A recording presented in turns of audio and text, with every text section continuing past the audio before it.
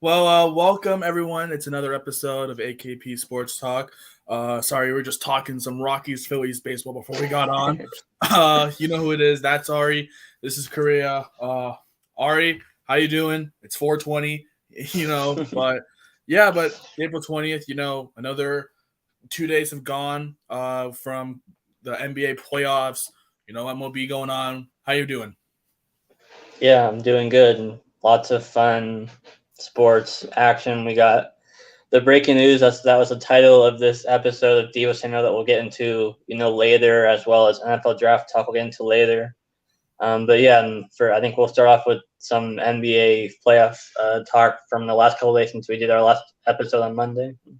Yeah, let's get right into it. So we're gonna start off with Monday's games. Getting my phone one quick. First game, it was kind of a surprise, but at the same time, I knew the Sixers were probably going to run away with it. Sixers got the win, won comfortably by 15 against the Raptors at home before Game 3 starts today. Obviously, the storylines were no Scotty Barnes for this Raptors team. Gary Trent did play in this game, but only for a little bit. He was dealing with the non-COVID illness. He was barely able to make the starting rotation pretty much, so that was nice to see that he's healthy and good. But, it started out like the Raptors were going to go run away with this game at first. The Raptors had a commanding lead at first. They were up by 9, and then all of a sudden the Raptors kind of just, put the pedal on the brakes pretty much, put a brake on the pedals, that saying. The Sixers just started, slowly coming back. Embiid had a big first quarter with 19. He finished the game strong. Maxey was, a little slow, but then he started picking up his game. I was kind of surprised to see Toronto, just kind of go out guns blazing at the same time, after that big loss the previous game. It was kind of surprising to see them, fall flat near the end. We obviously saw the whole Nick Nurse and Joel Embiid discussion at the end of the game where Joel Embiid was pretty much saying stop bitching about calls for Nick Nurse. Obviously, he was very frustrated the whole game with the no calls and calls, and especially considering they were frustrated after game 1. So back-to-back games with fouling frustrations for Nick Nurse. Game 3 is tonight. Ari, I know you picked the Raptors. Obviously, I think you're a little sweating right now that they're down 2-0, but game 3 is tonight. We'll get into that a little after this, but from game 2, what was something that you kind of noticed that, maybe is kind of scary that this series may end a lot sooner than we think if the Raptors, keep playing like this? Well, I mean, we talked about it on Monday. If they don't, Scotty's doubtful for this game.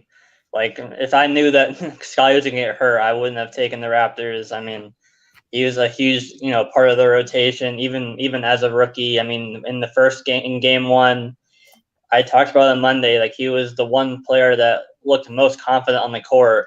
And so losing a player like that, even as a rookie, like, he still made a huge impact. And so him being doubtful, I mean, Gary Trent, you mentioned, played despite being doubtful in game 2. So Barnes hasn't been ruled out yet, but we're just a couple hours away from the game. So at this point, it sounds like game 4 is the best case scenario for Scotty to return. The Philly escaped the scary incident with Embiid though in game 2. I think it was Thibault set a screen on Siakam and Embiid didn't see him and he ran into Thibault. It looked like he almost dislocated his elbow or something like that. But fortunately for him and the 76ers, he was able to return not too long after that. But yeah, I mean, the Raptors just don't have anyone to stop Embiid. Maxey's killing it. Tobias Harris, another 20-point game. Anunoby stepped up for the Raptors. He had 26. Siakam and Fred VanVleet have both had 20, but, they can't beat Philly all on their own. When Gary Trent Jr. left after 10 minutes and Barnes didn't play. So now we enter a make or break game basically for Toronto. Their crowd is going to be rocking tonight in that game 3. So hopefully the crowd can kind of lift them to a, must win to get the series to 2-1. I mean, Toronto's been here before. I think they were down 2-0 to Milwaukee and they won 4 straight before, but obviously they were still fully healthy then. They're not fully healthy now. So, but I don't know. I mean, at home, I think Philly was only like a 1.5 point favorite. So it dropped like 6 points from when they were over 7.5 at home in game 2. Hopefully Gary Trent can, play this whole game and not just play 10 minutes, but he was listed as doubtful ahead of game 2, whereas he's available to play for sure in this game. So it seems like he's healthier heading into this game, and they're definitely going to need him. Yeah, you pretty much ended up right there. I saw a report saying that Scotty Barnes is a maybe for tonight's game, obviously, from Nick Nurse talking about that earlier today. So it's looking like he's probably not going to make it tonight, but you never know. Obviously, you bring up Matisse Thybulle. This is going to be here we are, game 3. This is the first game that the Sixers not going to have him for, obviously, because of his vaccination status and the Toronto or the Canadian policy of their vaccination status. Anyone who's not fully vaccinated is not even allowed. So Matisse is going to be watching from home. But you mentioned how Philly's only a 2-point favorite. You mentioned all of that about the crowd noise. I think that's going to have to play a huge factor in this game here. Obviously, I think Siakam and guys like Anunoby and Van Vliet, they're obviously going to have great games to even try and compete with this team. Yeah, Philly is looking like a 2-point favorite right now. I think it's going to be close today. I think, as you said, this is a make or break a game because if they fall 3-0, it's going to be hard for the Raptors to really come back. Another name you mentioned from that 2-0 Toronto series against Milwaukee, they had Kawhi Leonard. This team doesn't have Kawhi Leonard, so that's obviously a big change in that. But that'll be a good game tonight. That game comes out to 5. This is a big game 3. Obviously, no Thybulle for the Sixers, and then Scotty Barnes is still day-to-day, but he's probably not going to tip off tonight against the Sixers. So this will be a good big game 3 in Toronto tonight. The next game we're going to go into was from Monday. This game, oh, Jesus. The Mavs even up the series 1-1 without Luka against the Jazz, winning by 6 at home. Led by Jalen Brunson. Who would have thought 41 points? It was pretty much a shock. Everyone was it was pretty much Utah's game to lose here, and they did the exact same thing. I mean, when you have Donovan Mitchell and Rudy Gobert and Mike Conley and Bogdanovich on the court, it seems like this team is unstoppable, but they just beat themselves, and now the series is tied 1-1 without Luka. So Dallas is now pretty much in the driver's seat because Luka could potentially coming back for game 3.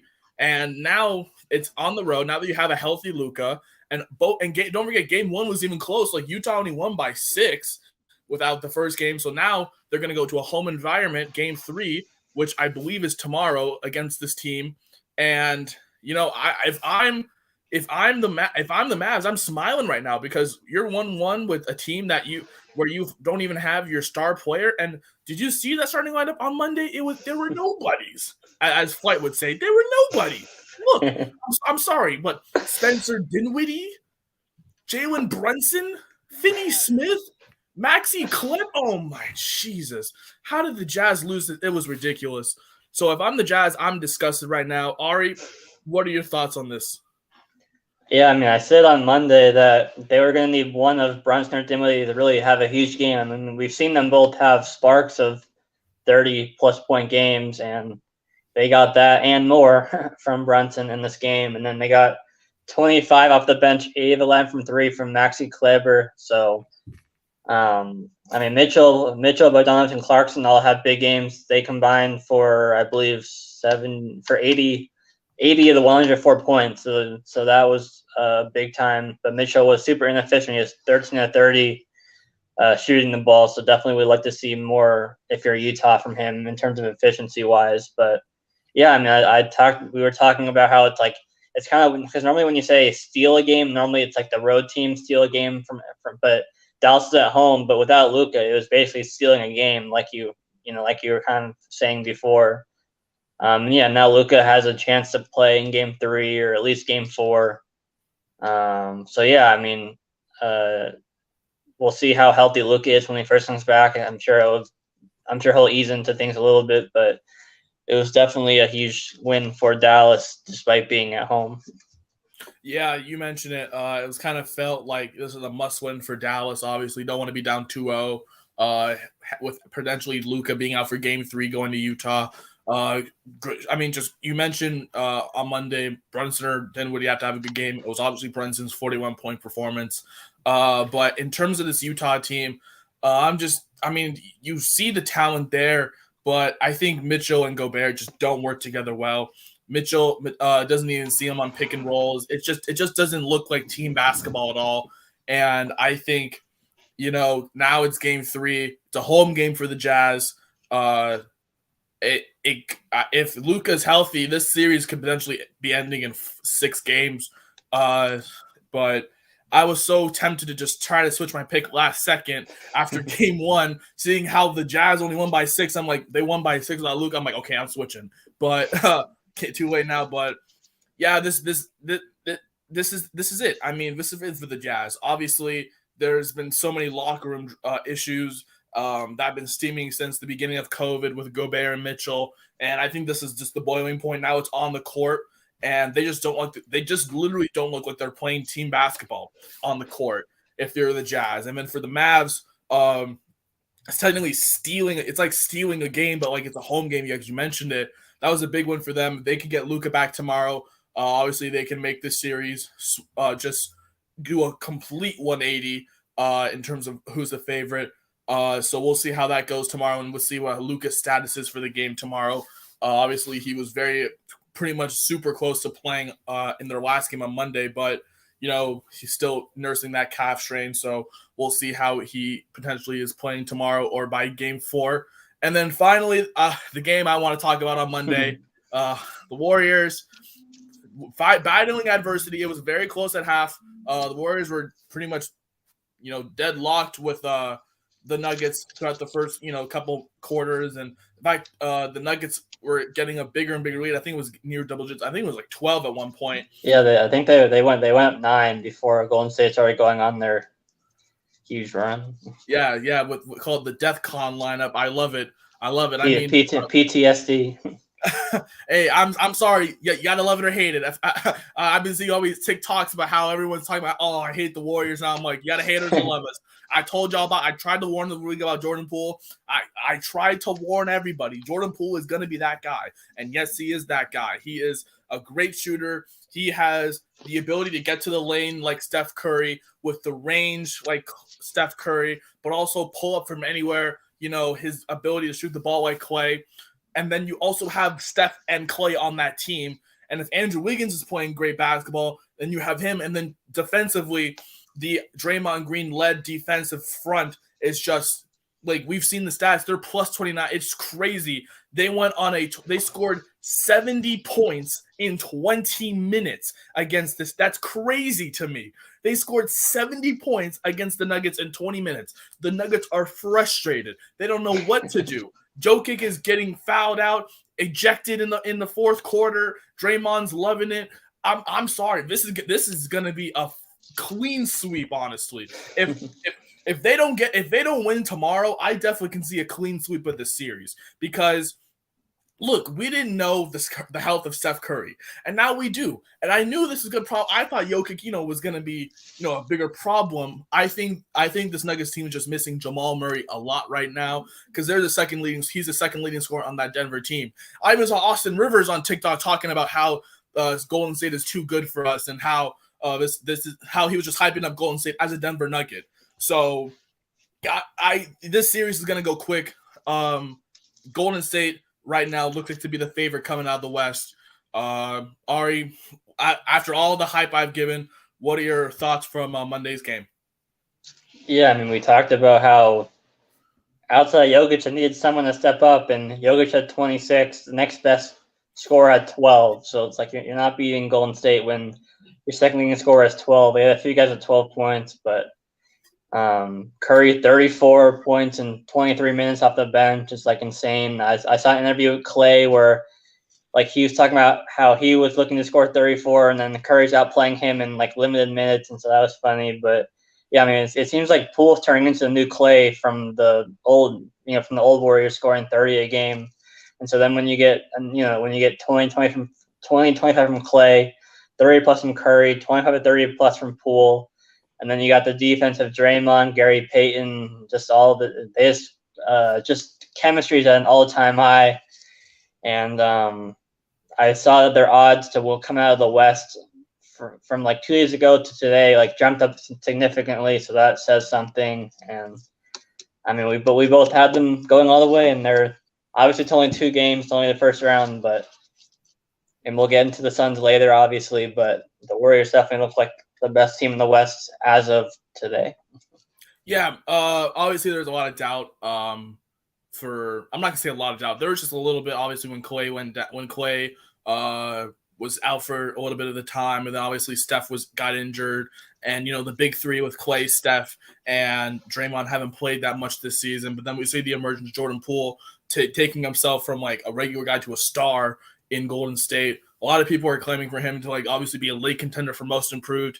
I think John Morant deserves that still, but I mean, we've seen Jordan Poole break out into the guy that he was supposed to be, and that was the scary part. That was the thing we were just waiting for. I mean, I knew as he was drafted and we were just playing him in that 2019-2020 season when we were almost dead last in the West.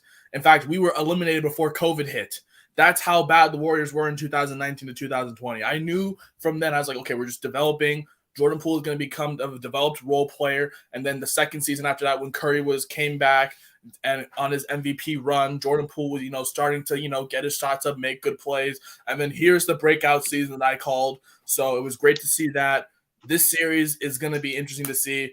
Game 3 is tomorrow. We'll see if, Jokic can finally get some help from the other, pretty much the other guys on the team. I mean, hell, they're fighting themselves. I mean, we saw it on the bench. Will Barton and DeMarcus Cousins, they were having a screaming match during the, I think it was a transition 3 for Steph Curry. You see Will Barton screaming at the whole team.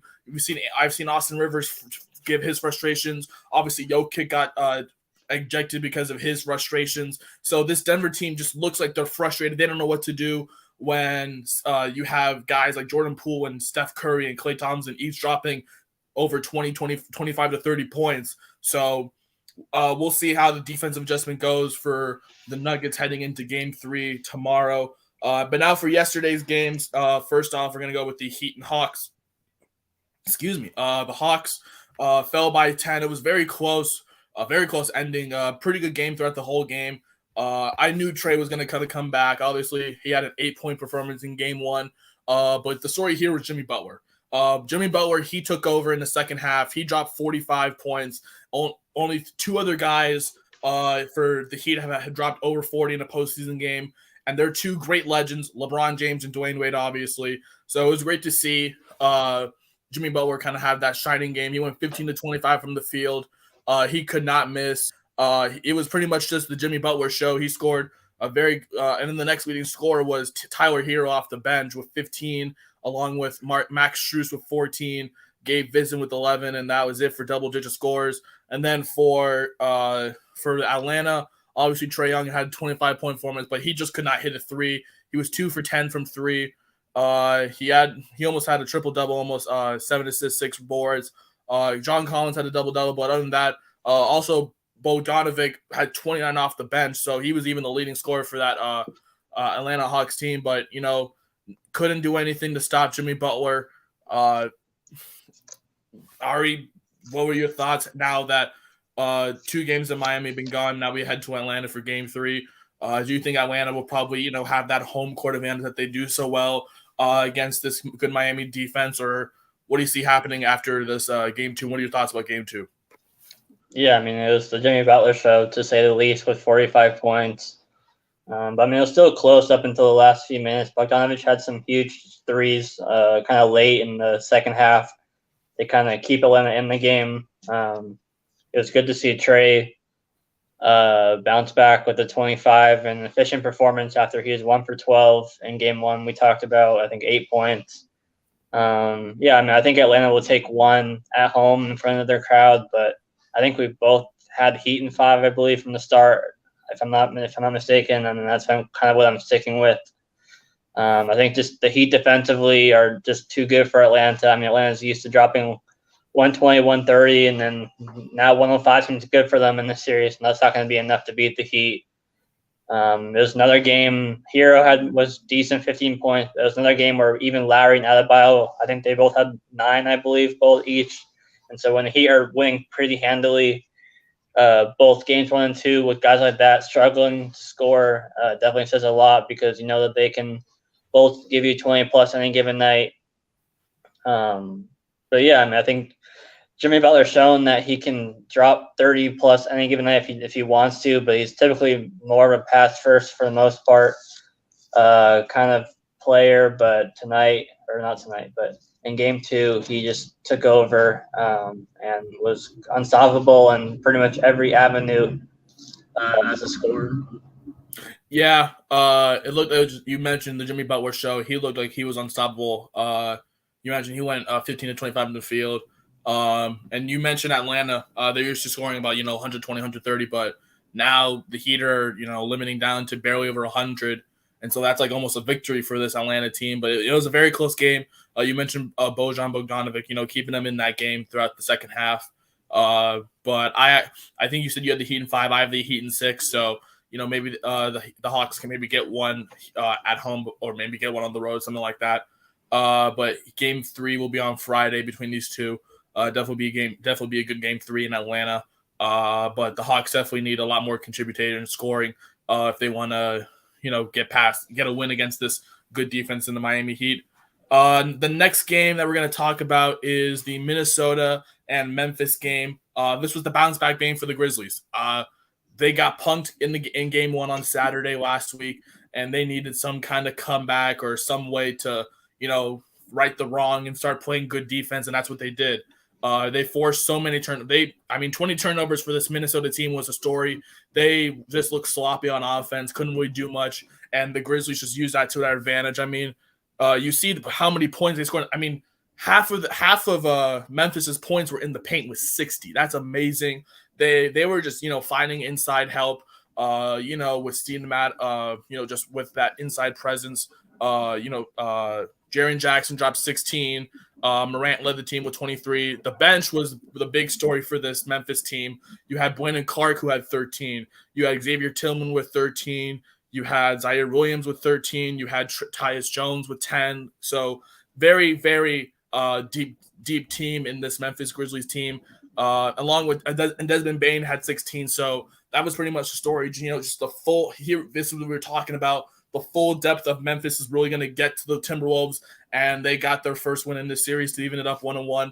For the Timberwolves, it was just a bad shooting day, very sloppy offense. Leading scorer was obviously Anthony Edwards, only 20, so just not a great day offensively. D'Lo couldn't shoot the ball well. Karl Anthony Towns, he only had 15 points, so he wasn't really utilized that well, and he was definitely in foul trouble for a lot of that game. So, Ari, what were your takeaways from this contest? And we talked about on Monday of getting Cat in foul trouble, and that's just what Memphis did. He only played 28 minutes, so getting him, off the court and not letting him play his usual 35, 40 minutes was definitely huge. Yeah, I mean, you mentioned the balance of Memphis' scoring. They had seven players in double figures. Ja only had 23, which is a decent game for him, and then Bane had 16. We've seen him drop 25 plus, so those guys can erupt at any moment, but it was really about the balance of the Grizzlies. And then, Russell struggled again for Minnesota. He's kind of struggled both games 1 and 2. I mean, Anthony Edwards was pretty good again, but definitely not as good as he was in game 1. And yeah, I mean, Memphis, we talked about the game 1 loss being a wake-up call, and they definitely took that to heart and bounce back in a big way in game 2 to kind of take the serious momentum back as they head to Minnesota for game 3. Yeah, they definitely needed that momentum back on their side. Definitely in a big home game where they didn't want to fall 2-0 heading to Minnesota, where the atmosphere seems to be very electric in Minnesota. But yeah, you mentioned it. Getting Karl Anthony Towns in foul trouble was the main key for this Memphis team. That's exactly what they did. He only played 28 minutes, so definitely was sitting on the bench for a lot of that game. Huge take. I mean, the Wolves. Obviously, you talk about how they're the number 1 scoring team in the country, only held to 96 points. So definitely a good defensive game for this Memphis Grizzlies team. as they head into Game 3 on Thursday in Minnesota. And finally, the game of the night, pretty much was the surprise of the night. Phoenix losing to the New Orleans Pelicans 125-114 in the nightcap last night. It looked like the Devin Booker show for the first half, dropping 31, but then second half, pretty much with like 7 minutes into the third quarter, he pulled his hamstring and he was ruled out for the game. And we'll get into his status for Game 3 and 4 later, but it looks like the Pelicans literally could not miss a shot in those final 5 minutes. It was just back and forth the whole game between the Suns and the Pelicans, shot for shot. But in the end, the Pelicans just went away with it, getting the 11-point win on the road. Great games for both Brandon Ingram and CJ McCollum. McCollum went 7 of 18 from the field, 6-10 from three. And then Brandon Ingram, game of the night for him, 1 rebound, 1 assist away from a triple-double, but finished with 37, 11, and 9. So it looked like the Brandon Ingram show, and the Brandon Ingram and CJ McCollum show last night. But, I mean, Devin Booker still dropped 31 in the first half, pretty much had half of Phoenix's first half points, but then it looked like the second half they just could not, get that spark back without Devin Booker. I mean, Jay Crowder went 2 of 11 from the field, 0 of 5 from 3. Cam Johnson, 4 of 10 off the bench, 1 of 6 from 3. So after Devin Booker left, their shooters, couldn't really step up. So now Phoenix evens the series 1-1. Ari, how surprised were you to see this Phoenix team, kind of fall flat after Devin Booker's injury last night, and Pelicans eventually steal one on the road before they go home to New Orleans? Yeah, I mean, I think the story of this game for Phoenix was not losing, but just losing Booker, and we'll get into, like you said, his future, but losing him, he had, I believe, 6 threes in the first quarter. He couldn't miss. 31 in the first half looked like he was going to score 50-plus. But, yeah, I mean, the Suns were definitely leaning on him heavily in the first half and weren't ready to lose him in the second half. You mentioned Brandon Ingram's 37. As a team, they shot 17 of 30 from 3, which is pretty insane efficiency with that volume of shots. McCollum gave a solid 23. But, yeah, in that fourth quarter, Chris Paul and Cam Johnson, all of them were trying to keep Phoenix in the game, and they, kept it close up until the last few minutes. But, yeah, it didn't seem like no one's could miss in those last, 45 minutes. Ingram had some huge shots. I think Herbert Jones had the big 3. I don't know. They had a couple of their kind of depth pieces that you wouldn't expect hit some big shots late. And then McCollum as well. And so, yeah. And so now I guess we can get into Devin Booker. And now it sounds like he might miss both games 3 and 4. I mean, Phoenix has played without him before, and they've played well. So I think that they're going to be better now that they're going to, prepare without him. Whereas this is kind of like a, mid-game kind of shock in a way in game 2. So I definitely think that the Suns bounce back just with their own play, I would say, without Booker, kind of knowing that he's probably not going to play games 3 and 4. And even the whole series is kind of a little bit in doubt, but for sure 3 and 4 for now are heavily in doubt. I don't know if it's officially official that he's going to be missed both 3 and 4, but it sounds like it's a very high likelihood. So now the Suns will kind of prepare without him. So now I think they're gonna kind of hope to kind of just take one of the two on the road in 3 and 4, and have it, because I think it's 2-2, 1-1-1. Is that so they'll hope to have it 2-2 heading to Game 5 in Phoenix. But yeah, definitely a big loss for Phoenix. We thought maybe the Suns could sweep the Pelicans after Game 1, and I don't know. I still think that could have been the case if Booker was stayed healthy, but that did not end up being the case, and here we are. Yeah, you mentioned Devin Booker's health. I mean, according to Waj, he talked about how Devin Booker is pretty unlikely to play in Game 3 and 4. So that's pretty much confirming that they're going to be in New Orleans without Devin Booker. You did mention that obviously they're going to have to prepare without him, which will give Phoenix a little bit of advantage. But I agree with you. They're going to need to take either one out of 2, because I definitely know that New Orleans is going to get him all that they can without Devin Booker, their main shooter for Phoenix.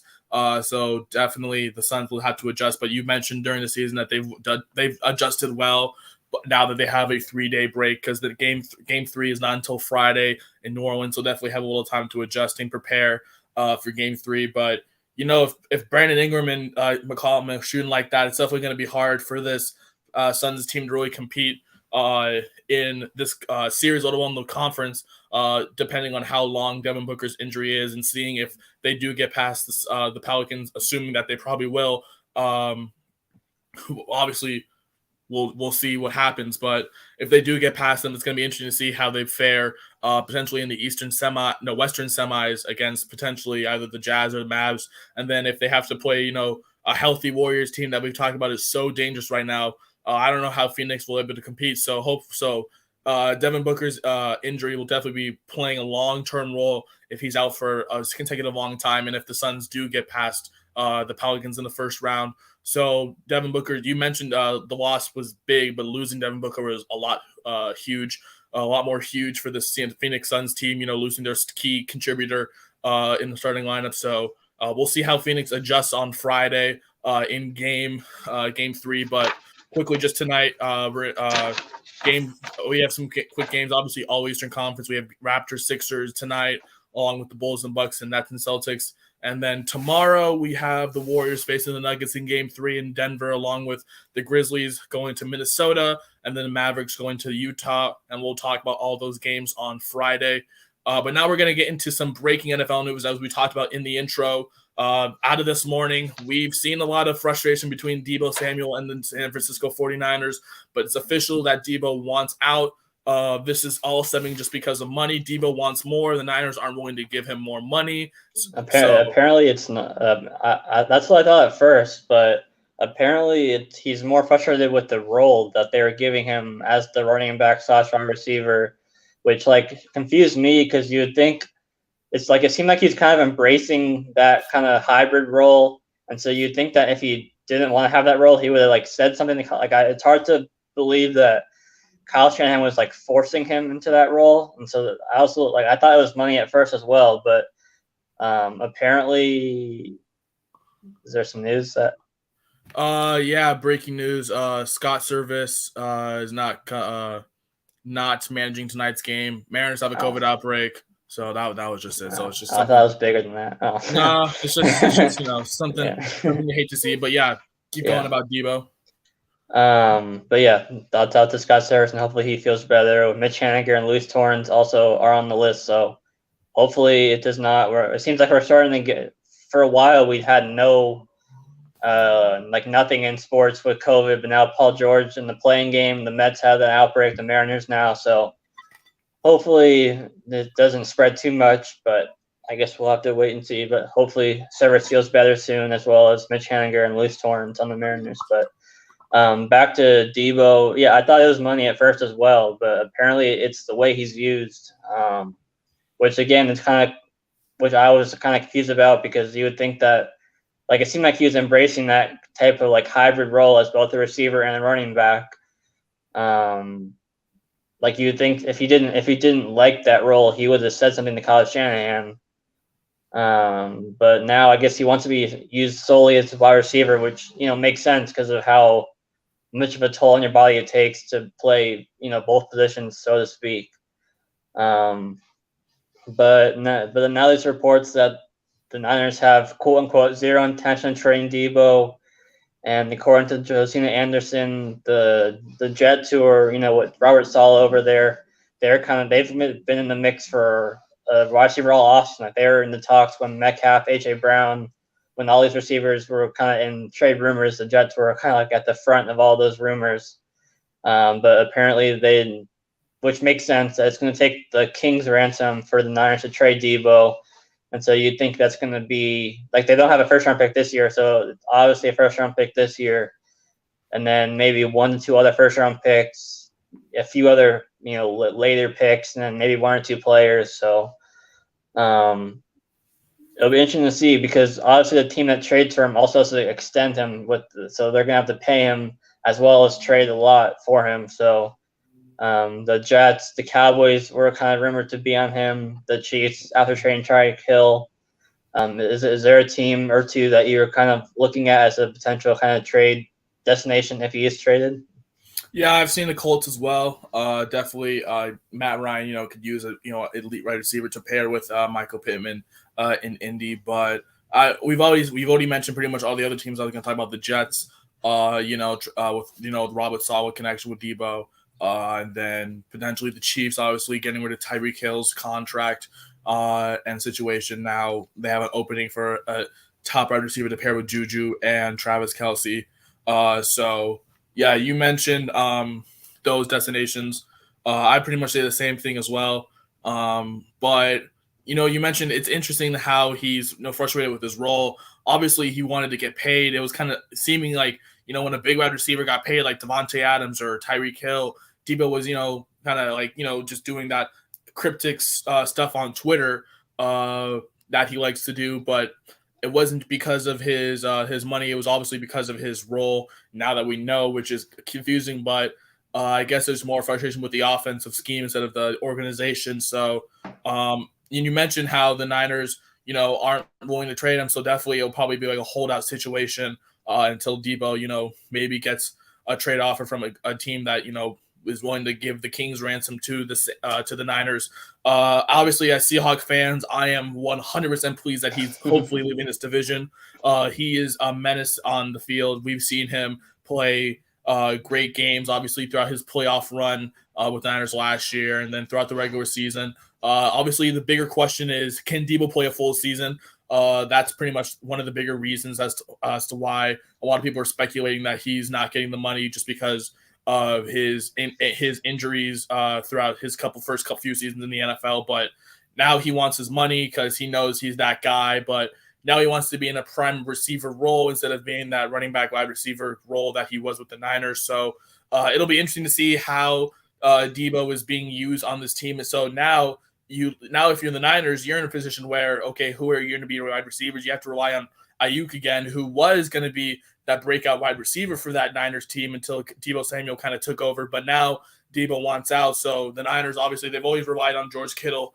He's been their guy for a little while, but now they don't have Deebo, who's probably going to be either traded or sitting out the season and training camp. So definitely the Niners are in an interesting position to see what they can do. We'll probably keep you updated on the situation right now, but for now, it's just looking like Deebo Samuel wants out of San Francisco. And I was gonna say, there's also the quarterback controversy there with Garoppolo and Trey Lance, so maybe that has something to do with it. But obviously, we'll probably never know the full truth because obviously, I'm sure there could be something inside the organization that we don't know about and that we won't know about. But there's kind of been rumors of Deebo. Because there's contract talks have been kind of going all off season and they haven't really gone anywhere, and so there's kind of been subtle trade rumors throughout the off season. But now this seems to be the real deal and not just a rumor. So yeah, it'll be interesting to see how it all plays out. As if this offseason couldn't get any crazier as it already has been. Yeah, you mentioned this offseason just getting crazier and crazier. We'll monitor the Deebo Samuel situation as the offseason continues, but now we're going to move on from the offseason to pretty much getting ready for the next season. Draft talk. We're going to talk about the top QBs in this draft. All right, I know you have a list of QBs. I'll let you go first. Who are some of your top QBs in this prospects in this draft? Yeah, I mean, just some of the names I just kind of wrote down. Of course, you have Malik Willis, you have Matt Corral, Desmond Ridder, Kenny Pickett, Sam Howell are kind of like the top, 5 to 6 or so kind of in this class. They've kind of been, moved around kind of in the first round. Some people only have 2 to 3, maybe 2 in the first round going. Some, will maybe have like 4 to 5 going in the first round, depending on if teams kind of trade back into like the late first round to maybe take a quarterback. I think one of the Desmond Ridder of Cincinnati is kind of the guy that's kind of risen up boards a lot as of late. Like some people have the Seahawks taking him at number 9, which is way different than even like a month or two ago. Malik Willis is all over the board. Some people have Detroit taking him at 2. Some have him going to like Carolina at I think they have 6 at the number 6 pick. Seahawks at number 9. Some of the teams I wrote down: the Lions, Falcons, Steelers, Panthers, and Seahawks are the teams I see most looking to take a quarterback at least early. So yeah, I mean, we talked about on Monday how normally quarterbacks dominate the top like 3 to 5 like overall, but that's not the case this year. We might not even see one. Maybe we see like one go in the top 10. We could see 2 or 3 go in the top 10 if teams kind of get desperate enough to take a quarterback. But it definitely seems like the 2023 class is stronger on paper than this year. So we could see some teams wait as well. But yeah, it's probably one of the more unpredictable years, to say the least, in terms of like kind of not knowing where these guys are going to go, how early, how late, and all of that. Yeah, you mentioned the unpredictability of the quarterback class this year. You mentioned guys like Kenny Pickett, Malik Willis, Desmond Ridder, who's been rising a lot of draft boards recently, Sam Howell. The list goes on and on with all those QBs. I've seen guys like Carson Strong maybe go second round. There's just this unpredictability this year. Well, obviously next year's class being a lot stronger with guys like Bryce Young and CJ Stroud, bigger prospects in the 2023 draft with the eligibility rules in the NFL. So I've seen a lot of talk about potentially the Seahawks maybe even waiting for a QB next year, but you've mentioned Ridder has been rising. I've seen Seattle maybe even taking Willis. I've seen Willis maybe going to Carolina. I've heard of Pickett maybe the Steelers may trade up for Pickett. So it's just, there's a lot of unpredictability with this QB class this year. If I see two quarterbacks in the first round, I'll be surprised. I think one of them would maybe be a trade, and another one may just be, like an actual pick. I think one will probably go in the first 10 picks, maybe a couple more after that in the first round. But yeah, you mentioned this QB class is not as strong as last year's or next year's. You saw last year the top three picks were Trevor Lawrence, Zach Wilson, and Trey Lance. 3 great QBs going 1, 2, 3. And this year we're still questioning about whether QB is going to go in the top 10. So definitely next year is going to be a more interesting year for the quarterback class. But for this year, it's just not as strong. So I think maybe we'll see some QBs. We'll see a lot more QBs potentially go in the second round on Friday, along with potentially throughout the weekend, and the other rounds. But yeah, you mentioned this quarterback class not as strong as the last year's. So definitely would be interesting to see what teams will do to either get the QB this year that they want or wait for next year to finally get the QB that is better in terms of prospect ratings. Yeah, I mean, there's definitely going to be guys this year that pan out if they can land in the right situation. But I think just this year in general, these kind of top quarterbacks prospects are kind of more situation dependent. There's definitely no like generational talent where it's like wherever they land, they're going to succeed. So yeah, it'll be interesting to see where they all end up. So today we're going to focus on quarterback, running back, and wide receiver.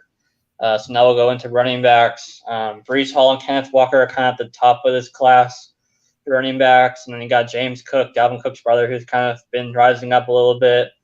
Isaiah Spiller, Damian Pierce, Kieran Williams, Amir White, just to name a few of the kind of late first, kind of second tier kind of names in this class. I had a post on this on my fantasy account like a week ago, I want to say, but just in terms of teams that kind of need the running back, it's really kind of small. There's really not much out there that kind of need that lead back. So it's hard to kind of see more than one running back going in the first round, which has kind of been the pattern that we've seen in recent years of running backs kind of falling a little bit. Breece Hall is the most likely running back to be the first taken. The teams I have kind of listed that kind of have that need would be Atlanta, Houston, and Buffalo. Buffalo, we saw Devin Singletary kind of emerge late last year, but it's still kind of a small sample size to where I could see Buffalo going running back early. But of course, they definitely have other needs too on the defensive side of the ball. So maybe they don't go running back first, but maybe second or third round or whatever.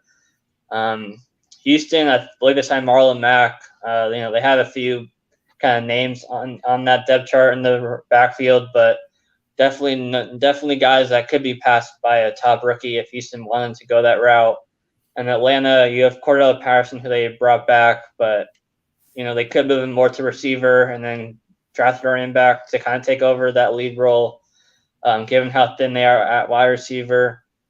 I also wrote down the Jets, which, I like Michael Carter a lot, but they don't have a lot of kind of stock in him. They took him, I think, the 4th round, so they might want to get someone to kind of pair with him. They still have Tevin Coleman, but maybe if a running back falls to them in the 2nd or 3rd round that they like to kind of complement Michael Carter, they could go that route. But yeah, I mean, there's not many openings for kind of like workhorse kind of roles. And we're seeing teams more and more go the committee route with 2 to 3 running backs. And so, obviously we'll continue to see that more and more to kind of preserve the health of all these running backs with all the hits they take. But yeah, that's what I got with that. Yeah, I was going to pretty much say the same thing. You mentioned all the running backs pretty much in the NFL, or pretty much all the teams in the NFL pretty much have like a solid lead back, or have a committee by 2 or 3. Like for example, like Denver with Javonte and Melvin Ingram, and then Miami with their trio with Edmonds along with Gaskin and Ahmed and all those down there and at Miami. So you mentioned those 3 teams. I've even heard of potentially Buffalo, maybe even trading for CMC potentially. That was just a rumor. I don't know if it's true, but that could even pretty much limit the trade market or limit the draft market for running back even smaller.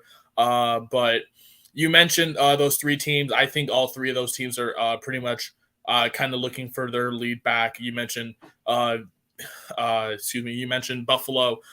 They've used Dak Moss and Devin Singletary so much, and they just haven't panned out to be those lead backs that everyone kind of expected to be. So, Buffalo is just a running back away from, being like an elite team in this NFL. And then Atlanta, they do depend on Cordell Patterson a lot, but obviously he's not getting any younger, and he's played in this NFL for a long time. And, he's obviously a wide receiver. He's like a Deebo Samuel pretty much role, just an older version. So, I think they're going to need to lead backs too. And then you mentioned Houston signing Marlon Mack, but that offense is just, not the same anymore after Deshaun Watson traded away and, everything going on there. So I think Houston could eventually also be in the market for a running back. But you mentioned pretty much the top 2, and I only can see the top 2 really going super high, and that's Breece Hall and Kenneth Walker. Breece Hall has a little bit of an edge over Kenneth Walker, in my opinion, out of Iowa State. Breece Hall had he's just been the David Montgomery replacement after David Montgomery went into the draft. Breece Hall has that power, he has that speed. He was pretty much one of the best running backs in college football last season, along with Kenneth Walker. Those 2 definitely going to be maybe 1st round draft picks potentially. If a team like that could trade up, or a team like Buffalo, they could potentially go with Breece, or maybe find a different running back, maybe Kenneth Walker or something like that. So you mentioned all the teams in the NFL pretty much have a lead back or a committee. So definitely the running back draft class is going to be a little bleak this year, and just because the NFL is already filled with top talent running backs that are kind of still in their primes. And then for teams, running by committee with Denver and Miami, there's just not enough room for these guys in the draft, thin on those teams that they want to be, the guy on offense. So yeah, it's looking like it's just not a weak class. It's just a weak, position to go into where you're probably not going to be the lead back unless you go to one of those 3 teams, potentially the Jets too. I could also see the Patriots as well, maybe, but I don't know. They may rely on that committee that they have up there in New England. So, but yeah, it's looking pretty bleak for the position, for the outlook for the running back class, just because of all the depth that's already in the NFL. Yeah, I think you meant Melvin Gordon. You said Melvin Ingram when you were talking about the Broncos backfield, but he's a free agent still, and he visited Baltimore. So talk about a committee over there if Gordon lands in Baltimore. So then that could leave Javonte by himself. I think all they have is Mike Boone else, but then Denver could still draft the running back to kind of replace Gordon and take over that role to complement Javonte. So from a fantasy perspective, that was something to keep an eye on if Denver's going to kind of ride Javonte as the workhorse, or if they're going to bring in someone through the draft to kind of take even just like a small role who would, play a bigger role than what Mike Boone would if he was the number 2 there. But yeah, I mean, we're definitely seeing less and less running backs go early because there's been so many running back gems kind of found, later on in the 3rd, 4th, 5th round. So teams kind of see that. And so definitely the draft stock for running back is no longer in that kind of top 15 overall, and not even really in the 1st round at all, outside of maybe 1 or 2 guys. So now you mentioned that. And finally, we're going to get into wide receiver talk. Pretty much I would say top receivers, you have the two Ohio State boys with Olave and Garrett Wilson. You have Jamison Williams up there. Before, obviously, he tore his ACL. I believe, what was that, the championship game or the semifinal? I I forgot think which it one was it was. I think the semifinal. I could be wrong. I think it was the I think it was the semifinal. semifinal against. I think it was the semifinal. I forget what it was, but yeah, obviously you have Jameson Williams up there. You know, tons of talent in the wide receiver position. Obviously, a lot of teams kind of want to find a Jamar Chase this year. Definitely be interesting because obviously Jamar Chase, top 5 pick with Joe Burrow. We see how that planned out. He has, you know, pretty much best rookie numbers we've seen ever from a wide receiver. So it's definitely going to be interesting. A lot of teams are in the market for wide receiver. Obviously, one of them, we mentioned the Packers. Definitely, they are 100% in the market for a top wide receiver right now. They may go the free agent route, but we'll see what they do addressing, you know, Aaron Rodgers' number one replacement now that Devontae Adams is in Las Vegas. You have teams like the Jets who are now trying to get a receiver, but, you know, could also look to the draft. We'll see. They may go later in the round, but, you know, there's so many teams that, you know, kind of, you know, trying to find that number one receiver. But out of this class, I really like to see I really like the both Ohio State boys and Olave and Wilson. They're like pretty much top of the class. I can see them going high. And then Jamison Williams, obviously his talent is unmatched out of Alabama. We've seen what he can do. His breakaway speed is ridiculous. I remember that Miami game week 1 where it was like a 10 or 15-yard pass it was like a 35-yard pass from Bryce Young, and Williams just took it the distance, like 90-something yards to the end zone, but his breakaway speed was incredible. So definitely a lot of teams are going to look to that this draft. But I think Garrett Wilson is definitely going to be one of the best rookies in this draft. We've seen what he can do. His just ability to get open is ridiculous, and, you know, he had great QBs throwing the ball to him like CJ Stroud and Justin Fields. So definitely be. I think Garrett Wilson will probably be a top receiver. I mean, we could potentially. I think maybe maybe it's a hypothetical. Maybe he goes to where Justin Fields is. Obviously, they lost Allen Robinson. They don't have a one receiver. Obviously, they kind of expect Darnell Mooney to maybe step up, but maybe they get a Garrett Wilson, and then you have Garrett Wilson back with Justin Fields, and maybe it can be the next Joe Burrow and Jamar Chase out of the NFC. We could see something like that. That's just hypothetical. Ari, who do you have pretty much in that top 5 for wide receiver talk, and pretty much just, you know, where their best outcomes may be? Yeah, I mean, this is definitely one of the most exciting positions kind of in this draft. I've heard rumors that we could see 6 to 7 receivers go in the first round, so definitely a lot of hype with a lot of these guys. You know, you mentioned Wilson, Olave, Williams, you have Drake London, Treylon Burks is arguably one of the most raw, but most highest upside prospects of this class, and they got underrated guys like Christian Watson, Jahan Dotson, David Bell, George Pickens, Sky Moore, some guys like Sky Moore that had their stock risen in the Senior Bowl and the Combine. A lot of guys. You mentioned Green Bay, Kansas City, the Jets. You also have Dallas, maybe replacing Mari Cooper in that type of role. Atlanta definitely needs a receiver. I mentioned Arizona as a possibility. Chicago, Green Bay. So there's definitely, unlike running back, there's a lot of teams that can use a wide receiver as the NFL becomes kind of a more, you know, pass-heavy league as a whole. So definitely a super, you know, exciting position to kind of keep an eye on in the NFL draft and see where all these guys land. David Bell from Purdue is kind of one of my favorite prospects in this class. Is a super kind of polished route runner. I think he's definitely someone who can kind of step in day one and play a big role in wherever he lands. So we'll see what happens with that. But yeah, this is definitely, I would say that out of quarterback, running back, and wide receiver is definitely by far the most exciting position in terms of just overall names and players that we could see go, you know, early day one and round one. Yeah, you mentioned the other guys in the first round. Drake London, I got to see him play against the Cougs at USC. He's a talent. He's definitely going to be a great talent. You mentioned Treylon Burks, George Pickens. This is pretty much one of the deeper classes this year in terms of QB, running back, wide receiver, or offensive specialty position. You mentioned all those big names. You mentioned David Bell. I like Jahan Dotson as well. You know, it's just out of Penn State. It's a very, very deep wide receiver class. And you mentioned all those teams that need receivers. I could see a lot of receivers potentially going day one. You know, like your Garrett Wilsons, Olave, Burks, his rising stock, well, with Drake London, you know, how he's been playing at ESC, James Williams as well. I can see a lot of those guys potentially going day one and day two. it's just a very deep class. And now that you mentioned, obviously, with the quarterbacks, being more pass heavy in the NFL, I think a lot more wide receivers or specialty wide receivers are going to be drafted, a lot more higher with their rising stocks. And you mentioned guys like David Bell. I like him too. Very polished route runner.